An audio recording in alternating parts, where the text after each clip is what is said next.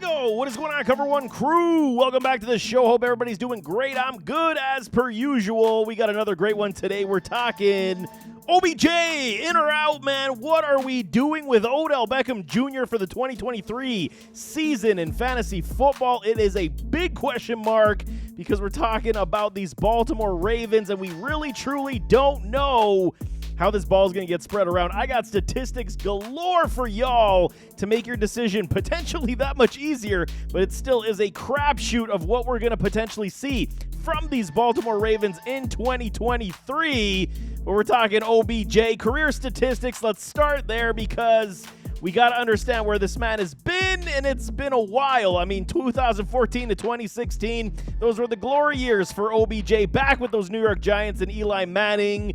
And I mean, he has not necessarily put up that same type of statistical achievement since that time. He has dealt with a plethora of injuries, and we're talking 2017, 4 games due to the fractured ankle. 2020, he only played in 7 games due to the ACL, and then ripped that ACL in 2021 with those Rams, and then subsequently missed the 2022 regular season. And then obviously the free agent market was hot popping for OBJ because they thought, maybe, he's only 30 years of age. If he's fully recovered from that ACL, he should be able to provide for a club in a pass game. But we know what these Baltimore Ravens are. They're not necessarily that high-octane pass attack with a Lamar Jackson. Even though they're efficient, they're not super high octane. I mean, last time we've seen OBJ relevant, even fantasy-wise, 2018 and 2019, he was able to at least put up over 1,000 yards. His touchdown productivity has gone down 6 and 4, respectively, in those 2 seasons. But I mean, 77 receptions, 74 receptions. You're kind of looking at that realm of possibility with an OBJ here with Baltimore. 124 to 133 targets in those past 2 years.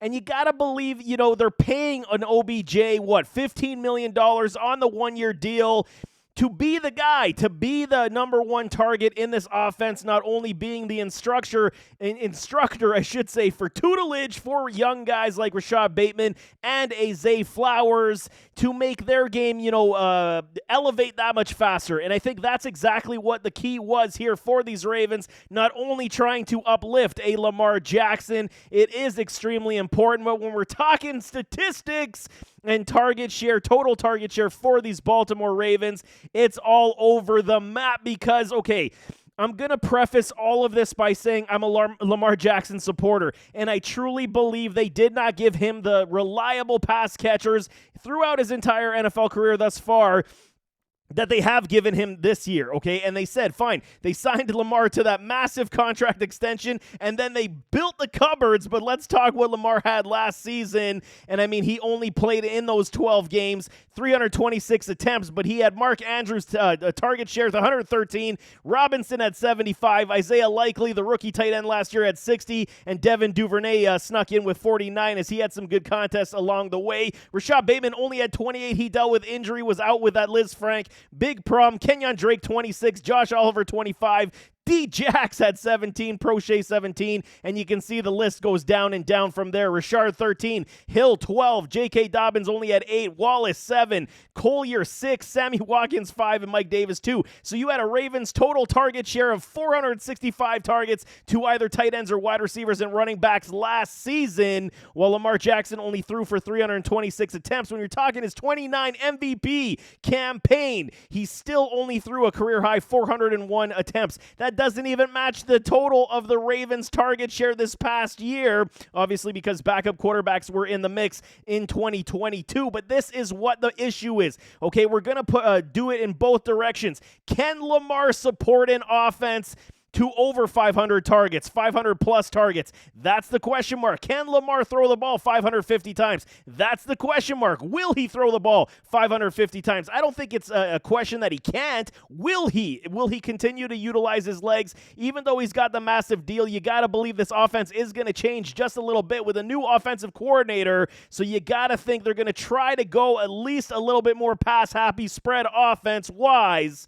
who'd they lose last year? So we're talking free up some targets for Lamar Jackson. Hopefully they're going to go to Odell Beckham, potentially, but no more Robinson. So 75's off the board. Kenyon Drake, Oliver, Djax gone, Watkins gone, and Mike Davis are departed from these Baltimore Ravens, which opens up a nice 150 targets for these Baltimore Ravens in 2023 as we sit today, not playing a down of football. However, the past 2 years, Lamar Jackson has also been dealing with some health issues. He's only played in 12 games subsequently in the past 2 seasons. So, okay, not only do you have the issue of will the Ravens throw more? This is a high potential with new offensive coordinator. Will Lamar Jackson run less? That's still to be seen. And can Lamar Jackson stay healthy for a full 17-game slate? These are the question marks that peg the Baltimore Ravens. Now there are no more excuses. They gave Lamar Jackson all the weapons that he requires in this offense to be successful in the pass game. I do believe in Lamar Jackson's passing aptitude. I think he's better than what he has been. Still never thrown for 4,000 yards in this league. That is a problem. No bueno for a Lamar Jackson.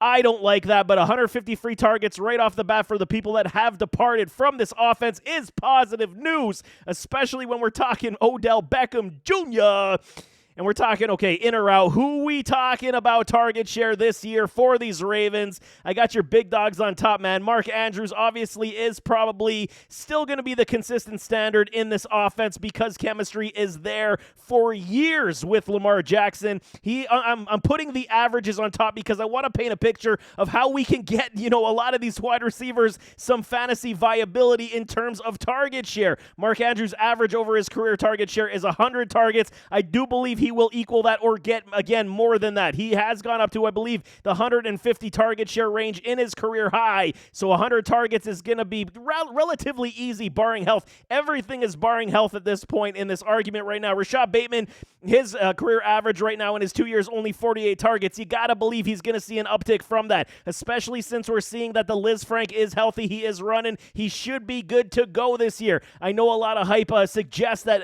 Bateman is going to be pegged as the wide receiver one in this offense. I still am not convinced just yet. Coming off an injury like the Liz Frank, we got to see how it's going to perform on the field in game action. So if he does play well and he is healthy, there is no question that he could see anywhere from 85 to 100 targets in this offense as well. But they added in Odell Beckham Jr. OBJ. You don't just pay Odell Beckham because what? He's going to be the teacher to these young guys. I do believe they paid him to uplift not only Lamar, but to also help this wide receiver room. But OBJ will and should be utilized in this offense. Had a debate with some buddies earlier, and we were discussing, they can move on from an Odell Beckham if it doesn't work. If chemistry building is not there, they can easily put him on the bench, rotate these wide receivers for whoever is playing better. I completely understand and see that argument. However, you do not pay what was one of the better wide receivers in the NFL that much money for him to sit on the bench and watch football games. You want him to be the guy that's going to be the bread and butter of this offense and potentially take second-tier target share that Mark Andrews does not take. It's got to be OBJ, right? We're in or out, man. What are we doing with Odell Beckham? I'm starting to feel a little bit good about it. His average, career average right now for Odell Beckham in target share is 110 targets, and I'm saying he's probably going to get less than of that, okay? I don't foresee him, especially with Mark Andrews, depending on if I'll preface that as well also, and I'll caveat that with depending on if Mark Andrews takes a haircut in his target share, then we could see OBJ going back over the 100 mark. I could easily see 85 to 95 going towards an Odell Beckham, especially with how many wide receivers they have on this offense and the fact that Lamar Jackson has never thrown for 4,000 yards and never had 500 pass attempts in his NFL career. So it is a lofty goal. But anywhere from 85 to 100 targets, I could see Odell Beckham right there. So less than 110 of his career average should be had here.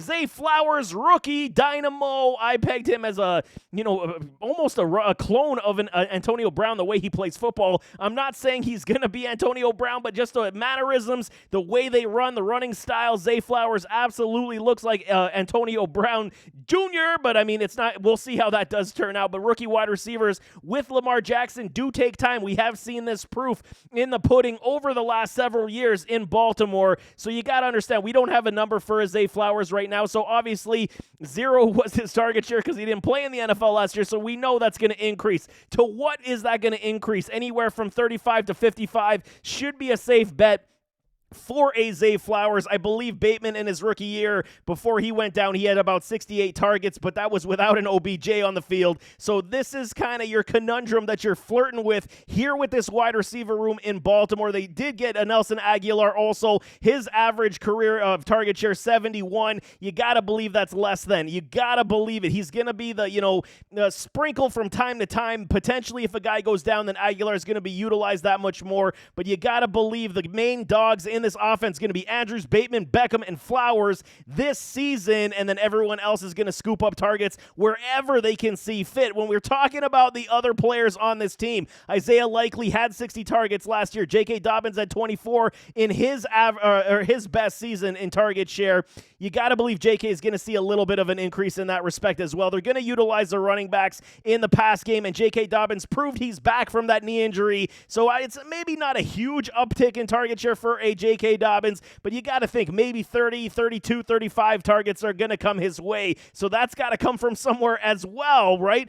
Isaiah Likely, 60 targets last year, filled in admirably, and I think that his target share is going to go down, so I'm pegging the rest of these gentlemen on this board. Likely, Duvernay, Prochet, Wallace, and Isabella. I think they're going to see roughly 25% of their total target share, so we're talking Likely 15 targets, I could say equal to or greater than. Potentially 20 targets could come his way this season, even barring health. I think he could be utilized in this offense. It won't be as much, I don't believe. I think this offense will change that much more. Devin Duvernay, 49 targets. He is not going to see that. 25% is about 13. That seems about fair for the deep shot. He's going to be on punt returns likely, and that's kind of where I see Devin Duvernay's role this season. Prochet is going to be an afterthought, as is Tylan Wallace. 5 targets, 2 targets respectively, and Andy Isabella may not even make this roster, man. They got another boatload of players that are, trying and vying for a roster spot with these Ravens at this point. Andy Isabella could be one of those guys seeing the door. Maybe Wallace even, he sees the door this season,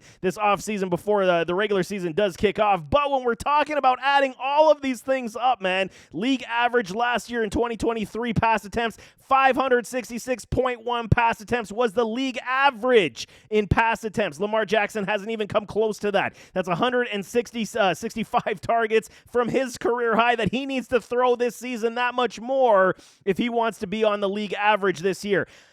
It's a tall task, and I mean, again, we're saying, can Lamar Jackson throw for 4,000? Absolutely he can. Can he throw 500 pass attempts? 110%. It's got to come from somewhere, so they're going to taper off in the run game. We got to say this, right? J.K. Dobbins, Gus Edwards are your running backs, so you got to believe it's going to pull back a little bit here from the rushing upside of Lamar Jackson, so you got to believe it's potentially he's going to throw the ball that much more. From the target share of 465 this past season, if Lamar played 17, he was well on his way to hit that mark, so let's take that as the standard, right? Based on the league averages, based on how I counted up all these target shares right now, 77 potential free targets still reside for these Ravens and Lamar Jackson to get to that threshold, so we can easily see the 45, 50 going to Zay Flowers, where you still have roughly 20 to play with. This is a good sign for this offense, okay? And if Lamar Jackson throws that much more, now we're talking even better stats for all of these wide receivers, but we're talking in or out. What are we doing with an Odell Beckham Jr.? Like I'm saying, it is very difficult. Right now, his value is being underwhelmed, and I think this is the issue because there are people that are scared, but he will start getting drafted, and I will put the caveat on that as well. His ADP will definitely increase as this offseason does roll on, as we are right now in mandatory minicamps. He sits right now ADP wide receiver 61. This is criminal for Odell Beckham Jr., but we all understand, can we trust him, man? The injury history is far too vast, but he has had a very long layoff. He should be good to go. He's going to make a couple of these Odell Beckham one-handed catches in practice, and you know people are going to start taking notice again and saying he is building chemistry with Lamar Jackson. That is going to increase. Overall, his ADP sits at 143, and he's going in about around, 11.9. I fully expect that to increase at least into the 8s, the low 8s, if not into the high 7s, by the time we get to like end of August when everybody's doing their fantasy football drafts. That's kind of where I see this going at this point. So for me, based on all the situation, his risk as we enter this season is a moderate, because you will have a situation where we do not know how Lamar Jackson is going to spread this ball around. Can Zay Flowers be a rookie dynamo blow up this season? Absolutely. Will that take away from Odell Beckham's target share? It's got to come from somewhere. How is Rashad Bateman going to perform? A lot of people on the Twitter sphere pumping up a Rashad Bateman, believing he's the next best thing since sliced bread. I don't know if I can go on that hill at this point. He is being drafted, I believe, in the 7th round. Rashad Bateman is. So when we're talking OBJ, it is a risk. There is going to be some risk. Is he going to play 17 games? That's another risk that we don't know. Target share is completely unknown in this offense. Are they going to be more efficient? Is Lamar Jackson going to throw more? Is his passing yards going to be up in the 4,000, 4,500 yard range? Then we're talking he can support multiple pieces. It's going to be very difficult week in, week out. Mark Andrews likely still is the wide receiver 1, quote unquote, even though he is the tight end in this offense. But who is going to take that share of the secondary targets, right? So this is what we got to say. Are we in or are we out on Odell Beckham? So at around 11.9, I'm all in on OBJ. But as this thing starts to increase, we will have a different argument, especially if it goes up into ADP round 8. Now we have a completely different argument where there's going to be other viable wide receivers with, guaranteed target share that we can look at to be a lot safer.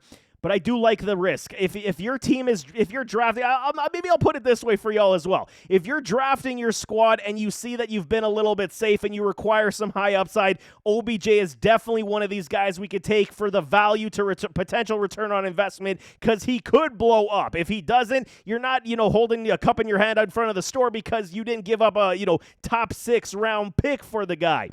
If it is in round 8, now we're talking a little bit of a different story. I would like to see it kind of still hover around the round 9-ish mark, but you got to understand OBJ's just got to make a couple plays, and it's going to be highlight reel trending, and then all of a sudden his ADP is going to be going up the board. But any legit fantasy player is going to see OBJ sitting in the 11th round, and they're going to hit that smash draft button every single time because the value is far too good for once unbelievable number 1 wide receiver in the NFL. Can he replicate that? That is the question. Will he replicate that? We don't know.